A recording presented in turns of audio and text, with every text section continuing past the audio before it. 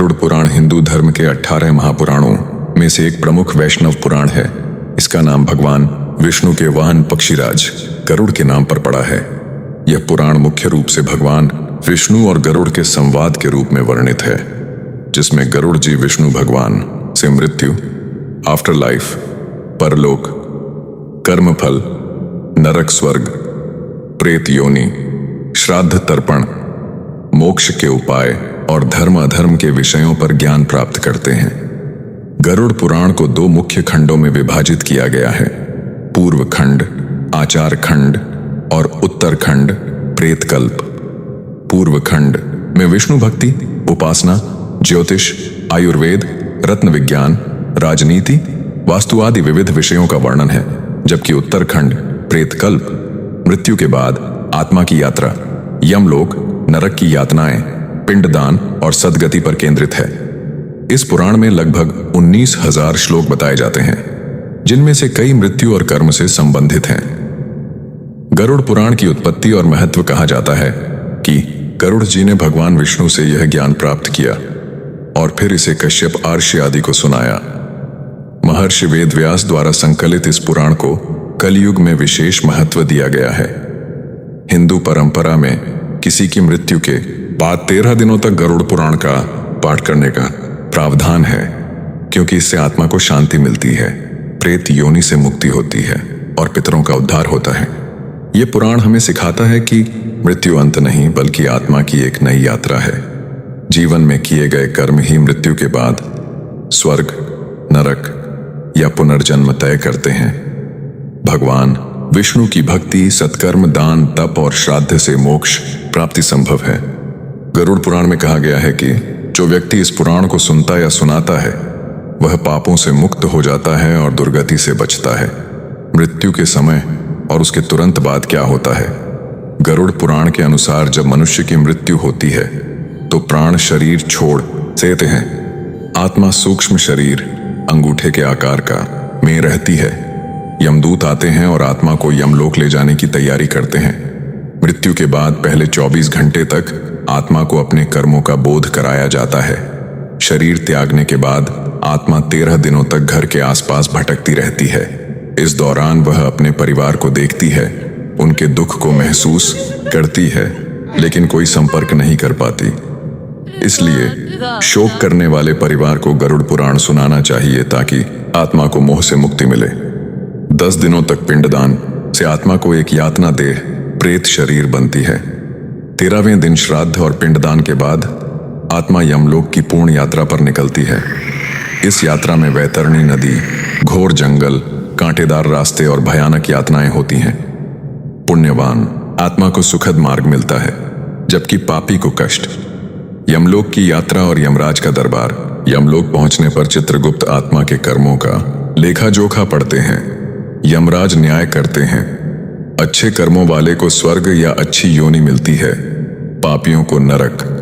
गरुड़ पुराण में 84 लाख योनियों का वर्णन है, जिसमें मनुष्य जन्म दुर्लभ है। आत्मा अपने संचित कर्मों के अनुसार देव, मनुष्य, पशु, कीट आदि योनि में जन्म लेती है। कुछ समय स्वर्ग या नरक के सुख दुख भोगने के बाद फिर पुनर्जन्म होता है। केवल विष्णु भक्ति या ज्ञान से मोक्ष, सद्गति मिलता है, जहां जन्म मृत्यु का चक्र समाप्त हो जाता है। नरकों का वर्णन। गरुड़ पुराण में विभिन्न नरकों का भयावह वर्णन है, जहां पापियों को उनके कर्मों के अनुसार यातनाएं दी जाती हैं। कुछ प्रमुख नरक इस प्रकार हैं: तमिश्र नरक, चोरों और डाकुओं को अंधेरे में कष्ट। अंधता मिश्र, व्यभिचारियों को अंधकार में यातना। रौरव नरक, झूठ बोलने वालों और विश्वासघातियों को राक्षसों द्वारा काटे जाना। महारौरव, ब्राह्मण हत्यारों और गुरु निंदकों को। कुंभिपाक, मांसाहारी और हिंसक लोगों को तेल में तलना। कालसूत्र, ब्राह्मणों का अपमान करने वालों को लोहे की सतह पर जलाना। असिपत्र वन, वन में तलवारों वाले पेड़ों से कटना, धर्म छोड़ने वालों के लिए। वैतरणी, पापियों को खून और मवाद वाली नदी पार करनी पड़ती है, जहां जलते हुए कीड़े काटते हैं। कुल 28 या 84 प्रकार के नरक बताए गए हैं। ये यातनाएं पापों की गंभीरता के अनुसार होती हैं। पुण्य करने से इनसे बचाव होता है। श्राद्ध, पिंडदान और पितरों का उदार गरुड़ पुराण में श्राद्ध कर्म का विशेष महत्व है। मृत्यु के बाद 13 दिनों में पिंडदान, तर्पण और ब्राह्मण भोजन से आत्मा को बल मिलता है। पितरों, पूर्वजों के लिए किया गया श्राद्ध उन्हें तृप्त करता है और उनकी सद्गति में सहायता करता है। पिंडदान से प्रेत शरीर मजबूत होता है, जिससे यमदूतों की यातना कम होती है।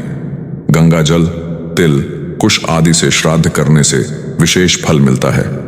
जो व्यक्ति मृत्यु के बाद गरुड़ पुराण पाठ करवाता है, वह स्वयं और मृत आत्मा दोनों का कल्याण करता है। स्वर्ग, मोक्ष और पुण्य कर्म। पुण्यवान आत्माएं स्वर्ग में सुख भोगती हैं, दिव्य भोग, अप्सराएं, सुंदर वातावरण। लेकिन स्वर्ग भी अनित्य है। सच्चा मोक्ष विष्णु भक्ति, ज्ञान योग, कर्म योग और भक्ति योग से प्राप्त होता है। गरुड़ पुराण में विष्णु भक्ति की महिमा बताई गई है। नाम जप, कीर्तन, मंदिर दर्शन, दान, अन्न, वस्त्र, भूमि आदि, तीर्थ यात्रा, अहिंसा, सत्य और ब्रह्मचर्य से पुण्य बढ़ता है। गरुड़ पुराण के अन्य महत्वपूर्ण विषय पूर्व खंड में आयुर्वेद की औषधियां, रत्नों के गुण, माणिक्य, मोती, पन्ना आदि, ज्योतिष, वास्तुशास्त्र, राजनीति, नीति, राजा के कर्तव्य, विवाह, संस्कार आदि का वर्णन है। इसमें विभिन्न देवी देवताओं की पूजा, विधि, यज्ञ और व्रत भी बताए गए हैं। यह पुराण वैराग्य की शिक्षा भी देता है। सांसारिक मोह त्याग कर ईश्वर की ओर बढ़ना चाहिए। सीख और संदेश गरुड़ पुराण जीवन को सार्थक बनाने की प्रेरणा देता है। यह बताता है कि मृत्यु अंत नहीं, बल्कि आत्मा की एक नई यात्रा है।